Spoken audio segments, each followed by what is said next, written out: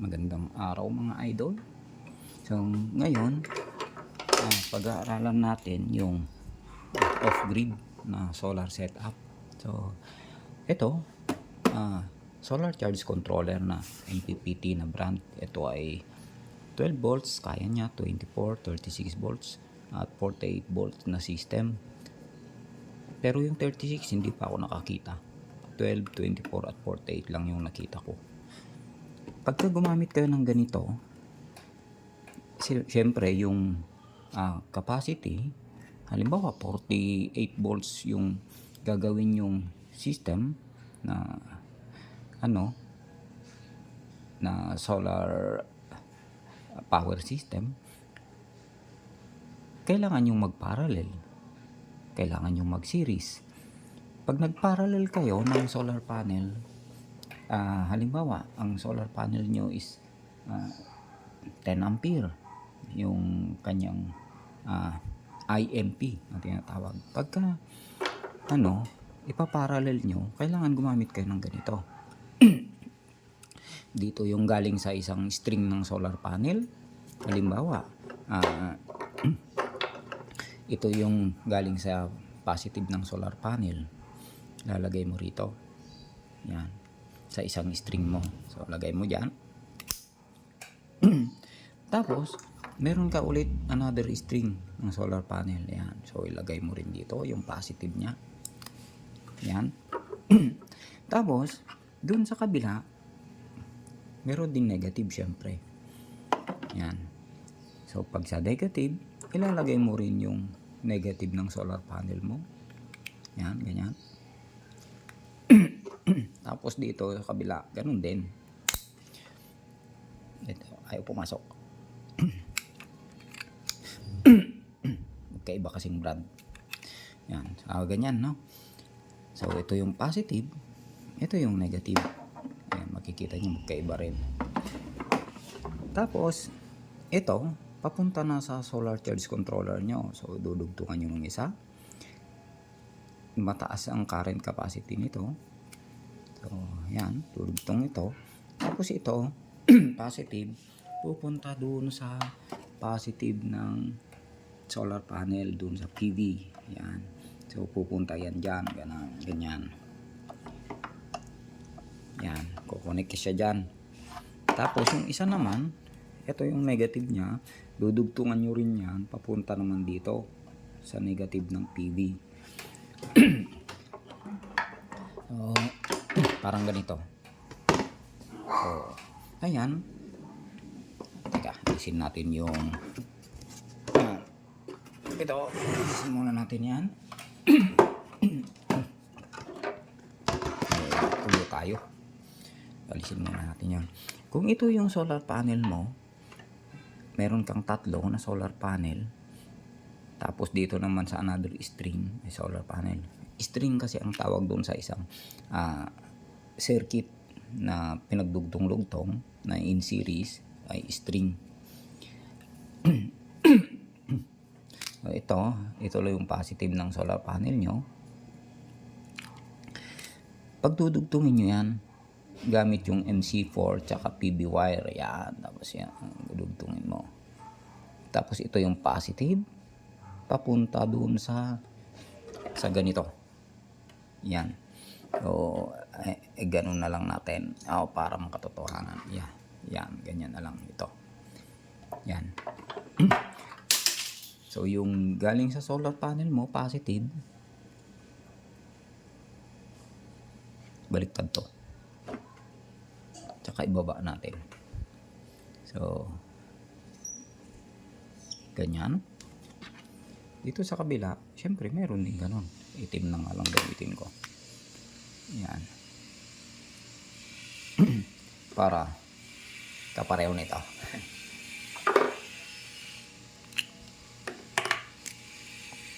Ito, galing dito sa solar panel mo, positive positive. Papunta dyan sa isa na leg. Yan. Papunta dito sa isa. Tapos yung kabila naman, ito, isi-series ulit natin. Yan. Tapos papunta ulit dito. So, positive dito, positive yan. Nagsama sila dyan. Tapos, ito ay papunta dun sa SCC. Sa PV. PV positive. Yan. Pagdating dun sa kabila, ito, so, idudugtong mo rin yung negative ng solar panel sa Y na connector mo. Yan. Ayan, ganito. Galing sa solar panel na isang string ito. Sa pangalawang string ito. Tapos ito yung pupunta sa charge controller mo. So, ito pupunta sa solar charge controller na PV negative. Yan. Tapos, doon sa charge controller mo, merong battery positive, battery negative.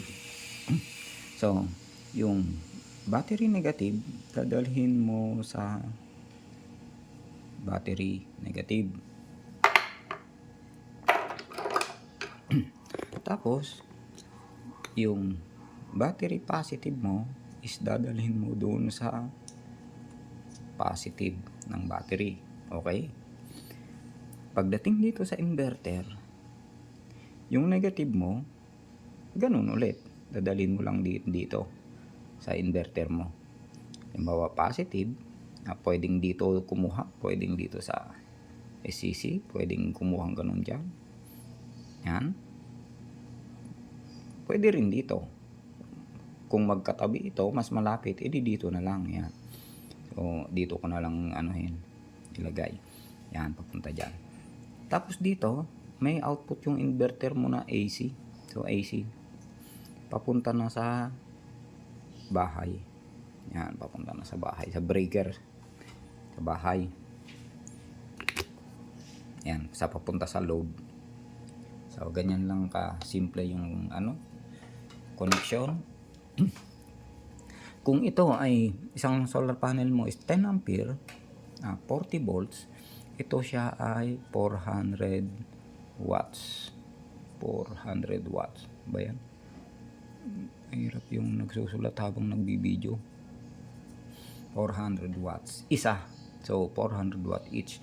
Kung siniris natin, ito ay, ang total nito ay 10 ampere. 10 ampere lahat kasi series. Tapos, 40 volts isa is 120 volts. Ano bang requirement ng ating inverter? Ay, ng ating charge controller. Sa 48 volts ay kaya niya daw mag-input ng 3,200 watts na solar panel. At ang kanyang MPPT ay 70 volts up to 120 volts. So, tignan natin 3,200 watts. So, dito, tatlong solar panel yung siniris natin. Hindi natin pwedeng sobrahan sa tatlo kasi 120 volts na to, maximum ng ating SCC. So, hanggang lang tayo, hanggang tatlong series. So, itong tatlo na to ay 10 ampere times 120 volts is 1,200 watts. Tapos ito ulit, kung ganun ulit, syempre 10 ampere, 40 volts. So, ito ay 1,200 watts din.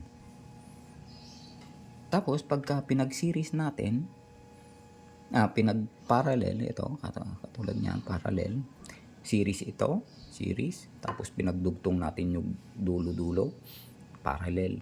So, dalawang 1,200 watts na.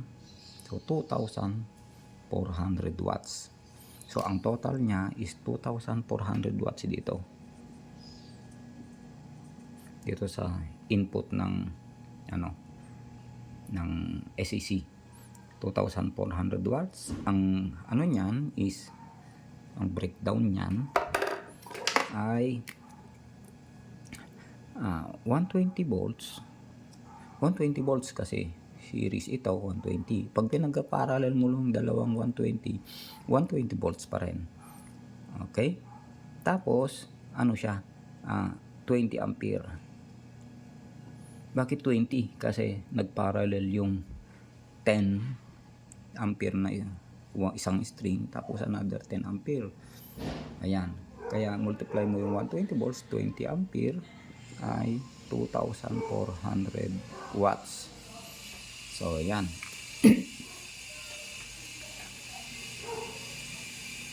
So yan, medyo magulo na. Basta guys, huwag nyong i-exceed yung mga nandito na parameters, no? Itong ano na to, battery voltage ay pwede naman siyang sumobra, depende sa klase, ano? Kung lithium ion ba yan, LiPo4 or lead acid, yan. Kung lead acid kasi ganyan ang ano niya, pero pagka LiPo4 is 51.2 volts, parang gano'n. So, pwede naman yon. Pwedeng sobrahan nito. Kasi pagka lead acid, hindi ganyan. Parang ito yung kanyang base voltage. Okay lang yon, system niya. Ito, ang huwag niyong susobrahan, yung solar power, kasi maximum sabi niya dito maximum na daw ito. Huwag niyong susobrahan yan. Ito din, solar voltage maximum na peak, ibig sabihin ay 120 volts yung kanyang peak. Huwag nyo rin sosobrahan yan. Yung VOC, ang ibig sabihin nito is open circuit voltage. Inuunang binabasa yung gitna, open circuit voltage, yung VOC. So 150 volts pagka hindi nakakonect dito sa solar charge controller nyo, yung series na ito, pag sinukat mo dito tsaka dito, ang mariread mo dapat kung hindi nakakonect dito, yan, kung open dito tsaka dito, pag sinukat mo ng inyong multimeter, ng voltmeter, ang masusukat mo dapat ay hindi sosobra sa 150 volts, kaya open circuit voltage. So yun guys, pagka sa mga off-grid, huwag nyong kalimutan yung mga ganito, yung matataas ang rating. Pati yung mga MC4, pati yung mga MC4 na ganito, merong mga rating ito. So merong pang 50 ampere, meron ding pang mas mababang ampere. So pagka nagganito kayo, okay lang na yung galing sa solar panel nyo, ito is yung ordinary, yung mga rated 15 ampere, 10 ampere. Pero pagdating dito, kasi nag-combine na sila pagdating dito, gamit kayo ng mataas na current carrying capacity na MC4, katulad ng Slokable. Hindi naman sponsored, pero yun yung nakita mo mataas yung current carrying capacity na MC4. 50 ampere yun guys, yung ganito. So Slokable, kasi yung loob niya is siya, talagang makapal yung ganito, yung nasa loob. Hindi katulad nito na manipis, yun solid yun, buo. Hindi ganito na parang tube. Pag ganito, okay lang na galing sa solar panel papunta dito, tsaka dito. Pagdating dito, gagamit kayo ng yung solid na ganito, walang butas. Yan. Tapos paglagay dito, hindi nyo kailangan buksan to kasi mawawala yung mga parts dyan. Luwagan nyo lang, tapos salpak nyo ng loob. Ito kasi ayan, natapos na kasi ganyan. So ito, ganyan. Okay na. Ay, saan ba galing to? Ito. So yan, ganyan. Yan, basta huwag niyong kakalimutan guys, para iwas sunog ng inyong solar setup.